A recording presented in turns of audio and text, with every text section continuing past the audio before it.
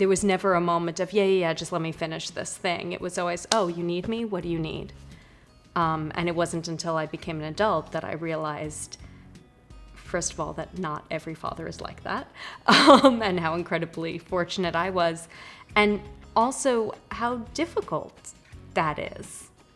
First of all, and I guess most important, is just the joy of watching Alex grow. I remember her being born as if it was yesterday, even though it was over 30 years ago. So I wrote this card, and it ended up with an insert because I inherited your abilities to write concisely. Dear Dad, before I went to college, you pulled me aside and said, even though you're going to be on the other side of the country, if anything happens, I will fix it. There is nothing so bad you can't tell me, and nothing that I won't fix. Luckily, I never needed to test this promise, at least not in a serious way, although you were the first person I called after totaling my car a few years later. And I was never for a moment afraid that you would be mad. But just having it exist as a container meant I always felt safe and supported enough to try anything.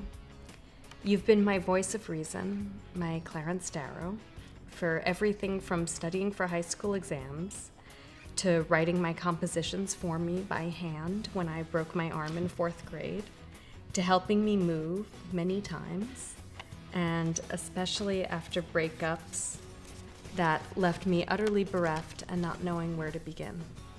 Your perpetual refrain, tell me what you want and we'll make it happen. You've driven me to auditions from Brooklyn to Pennsylvania, and you've come to shows from East Hampton to California. You've read my contracts and even allowed me to explain parts of my business to you while you've explained the finer points of legal matters to me.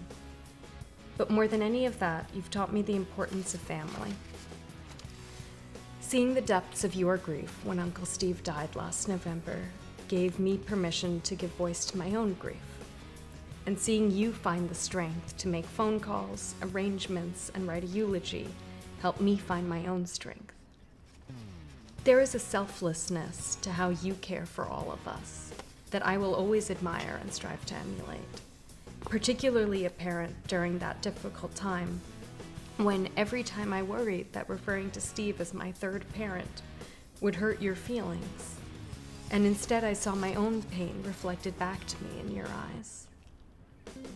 And like you, I'm not a concise writer, but suffice it to say, I love you. And thank you, and happy Father's Day.